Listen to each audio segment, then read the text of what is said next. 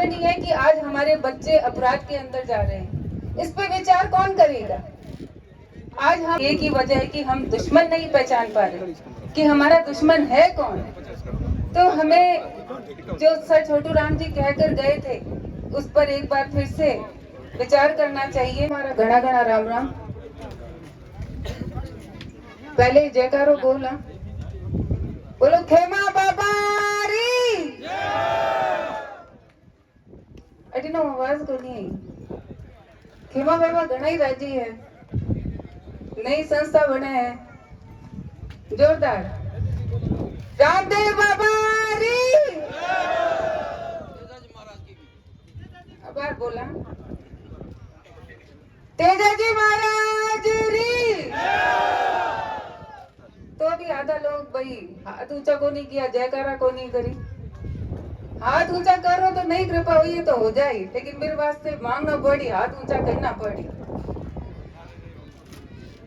आज यहाँ जाट समाज शैक्षणिक एवं विकास संस्था सेड़वा के भूमि पूजन कार्यक्रम में हमारे बीच में उपस्थित परम श्रद्धेय परम आदरणीय संत श्री 1008 आदरणीय जगरामपुरी जी, मैं आपके चरणों में नमन करती हूँ। बाप जी मेरे गुरु जी भी हैं और मैं मानती हूँ कि इनका आशीर्वाद हम सब पे, यहाँ बैठे जितने भी लोग आए हुए हैं उन सब पे बाप जी का, गुरु जी का आशीर्वाद बना रहे। और आज जो ये कार्यक्रम हो रहा है मैं मानती हूँ इसमें भी बाप जी का आशीर्वाद है, तभी ये कार्यक्रम सफल हो रहा है।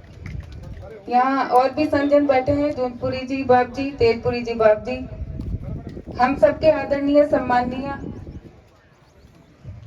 जो पूर्व में दिल्ली में किसानों की आवाज उठाते थे, आदरणीय कर्नल सोनाराम जी चौधरी साहब, जो हमारे समाज के मुखिया हैं, आदरणीय यहाँ राज्य सरकार में वन मंत्री आदरणीय हेमाराम जी चौधरी साहब, यहाँ से विधायक आदरणीय पद्माराम जी मेघवाल साहब, पूर्व विधायक तो शायद चले गए हैं, आदरणीय शमा बानो जी, बहन शमा बानो जी, और कहाँ गए गफूर साहब, कहाँ बैठे हैं?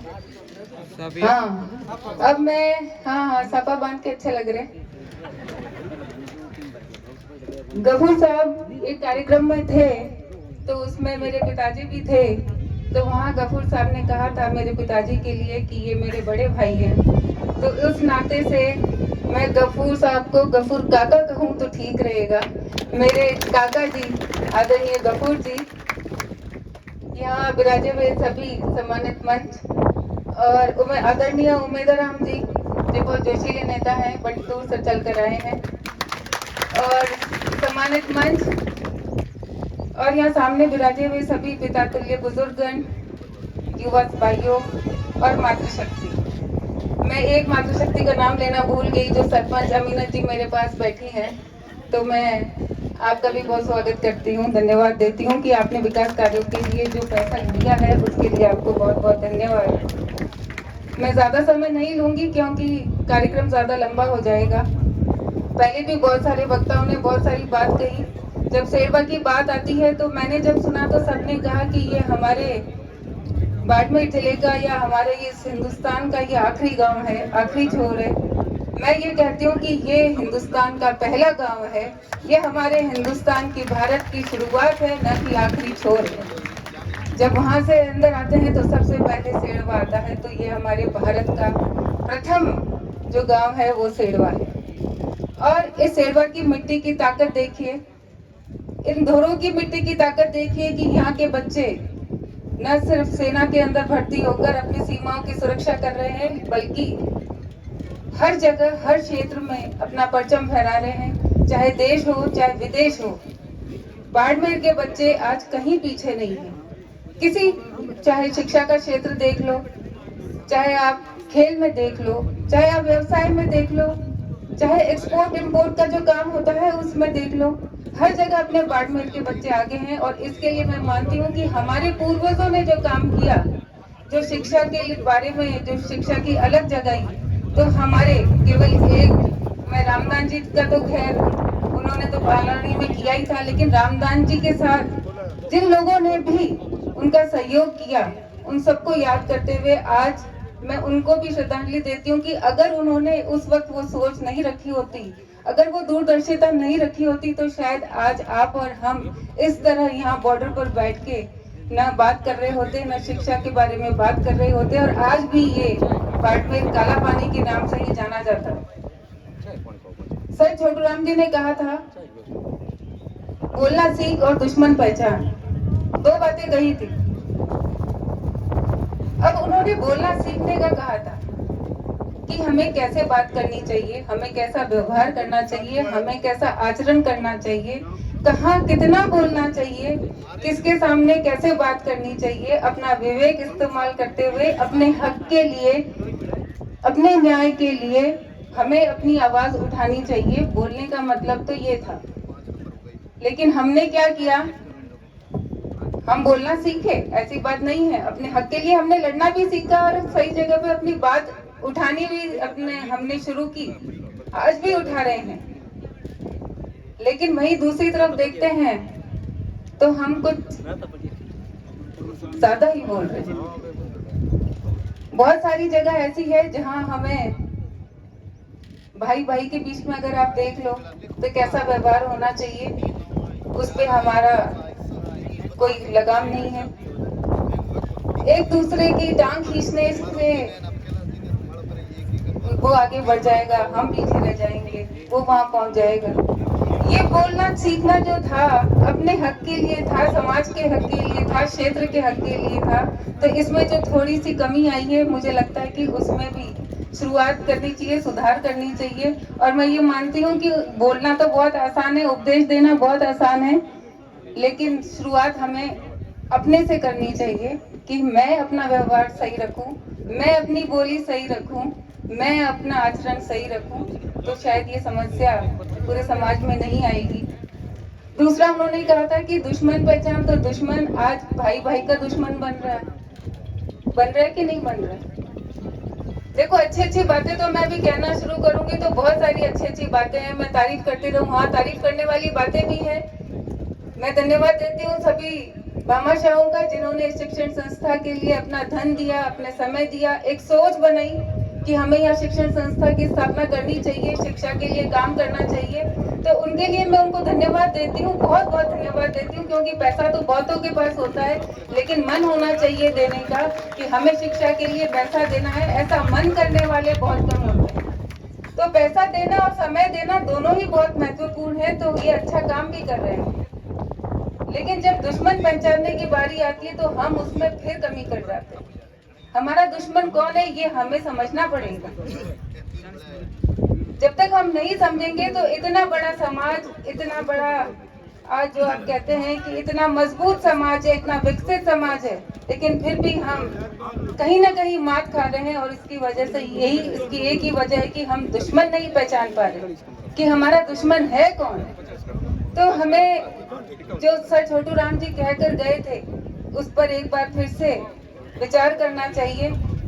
और मैं ये मानती हूँ कि जिंदगी के अंदर जिंदगी का कोई भरोसा नहीं है। हम बड़ी बड़ी प्लानिंग करते हैं लेकिन भरोसा पल का भी नहीं है। तो कोशिश करें कि ऐसा काम करें। जिंदगी की बात तो है ही। मैं ये कहती हूँ कि यहाँ जब मंच पर बैठे हैं या कहीं रिमांड में जाते हैं और हम बात करते हैं तो कम से कम हम अपना व्यवहार कि अपने आप को ऐसा बनाए कि जब वहां से उठकर चले जाएं तो पीछे जो बैठे व्यक्ति हैं वो आपकी तारीफ ही करें, ना कि आपके सामने तो हाथ जोड़े और जब आप चले जाएं तो पीठ पीछे कहे, आपकी बुराई करें, आपके सम्मान में कमी आए। तो कम से कम हम ऐसा कार्य तो जरूर करें, अपने आप को ऐसा जरूर बनाएं। और एक बड़ी समस्या जिसके बारे में बात करना चाहूंगी वो मोबाइल की है। आज बहुत बड़ी समस्या है जो हमारे समाज के अंदर बहुत विकराल रूप धारण कर रही है। टेक्नोलॉजी बढ़ गई, मोबाइल सबके पास में आ गया। जब मोबाइल जेब में रखते हैं तो ये कहते हैं कि दुनिया बहुत छोटी हो गई। पहले फोन नहीं होते थे, बात करने में, संदेशा भेजने में बहुत समय लगता था। अब दुनिया तो छोटी हो गई लेकिन अपने दूर हो गए। आज फेसबुक पे देखो, इंस्टाग्राम पे देखो, ट्विटर पे देखो, लोग कहते हैं कि मेरे इतने फॉलोअर है, मेरे इतने फ्रेंड्स हैं, मेरे इतने दोस्त हैं, इतने मित्र हैं, लेकिन अपने पास बैठे भाई से बात करने का समय नहीं है। अपने पड़ोस में बैठा व्यक्ति का हालचाल पूछने का समय नहीं है। वहाँ फेसबुक पे और ट्विटर पे आप दोस्त बनाकर कहाँ समाज को किस दिशा में ले जाओगे, जब आपको अपने परिवार में क्या चल रहा है उसकी भी जानकारी नहीं है। आपका बेटा, आपकी बच्ची क्या कर रही है, आपको उसकी जानकारी नहीं है। तो ऐसी मोबाइल, ऐसी दुनिया छोटी करके हम किस दिशा में जा रहे हैं, एक बार हमें इस पर भी विचार करना चाहिए। और जहाँ तक नशे की बात आती है, सदियों से ये चल रहा है कि नशा हमें छोड़ना चाहिए। आदरणीय स्वर्गीय रामदास जी, गंगा राम जी और ऐसे बहुत सारे लोग, बलदेव राम जी मिर्धा, कुंभाराम जी आर्य, सब इन कुरीतियों से खिलाफ थे, सब मेहनत करते थे। आप भी बुजुर्ग लोग सब उनका साथ देते थे कि कुरीतियों को छोड़ना चाहिए, इस नशे से दूर रहना चाहिए। लेकिन जैसे जैसे समय बढ़ा है, मैंने और आप सबने, हम सब ने यही देखा है कि नशा कम नहीं हुआ, उल्टा नए तरह के नशे आ गए जो और भी ज्यादा खतरनाक है। उन नशों के कारण ही है कि आज हमारे बच्चे अपराध के अंदर जा रहे हैं। इस पे विचार कौन करेगा? आज हम जब देखते हैं ये YouTube और सोशल मीडिया का ये आलम है कि बच्चे जब प्रेरणा लेते हैं तो उनके सामने ऐसे ऐसे यूट्यूबर्स आते हैं या ऐसी ऐसी घटनाएं आती हैं, तो वो ये सोचते हैं अपना आइडल किसको बनाते हैं, अपना प्रेरणा स्रोत किसको बनाते हैं। बड़ा दुख होता है सुनकर कि कोई बच्चा ये कहता है कि मैं भी तस्कर बन जाऊंगा, मैं भी इस तरह का काम करूंगा तो मैं आगे बढ़ जाऊंगा। व्यवस्था की है, ये आपको बहुत बहुत धन्यवाद है। और मैं आशा करती हूँ कि यहाँ युवा पीढ़ी जो मेहनत ये भामाशाह कर रहे हैं, जो मेहनत आप बुजुर्ग कर रहे हैं, जो मेहनत आप राजनीति में बैठे लोग जो कर सकते हैं वो कर रहे हैं, हमारे मार्गदर्शक कर रहे हैं, आप युवा पीढ़ी इनकी मेहनत को जाया नहीं जाने देंगे। जो उन्होंने प्रयास किया है, आप उस प्रयास में अपनी मेहनत मिलाएंगे और अपना और अपने परिवार का नाम आगे रोशन करेंगे और ऐसा काम करेंगे, ऐसी जगह पहुंचेंगे कि बाकी लोग भी इससे प्रेरणा लेकर ऐसे ही और हजारों शिक्षण संस्था की स्थापना करें कि ये उन्होंने किया है, वहाँ बच्चे पढ़े, तो हम भी ऐसा काम करेंगे और ऐसे शिक्षण संस्था बनाएंगे। मैं भरत जी यहाँ है क्या? भरत जी शायद निकल गए, आए थे। भरत जी को भी बहुत बहुत बधाई देती हूँ, धन्यवाद देती हूँ। वो बहुत ही बेहतरीन काम कर रहे हैं और पूरे हिंदुस्तान के अंदर अपने बाड़मेर जिले का नाम रोशन करने का काम कर रहे हैं। मुझे यहाँ जोगाराम जी भी दिखे अभी बैठे हुए, आपको भी बहुत बहुत धन्यवाद जो आप अपने साहित्य से, अपनी लेखनी से समाज की जो इतिहास है, जो हो सकता है बहुतों को पता भी नहीं होगा कि हमारे ऐसे भी पूर्वज थे जिन्होंने स्वतंत्रता संग्राम में भी अपना योगदान दिया। तो आप ऐसे सभी लोग, मैं सभी यहाँ पधारे हुओं को धन्यवाद देती हूँ।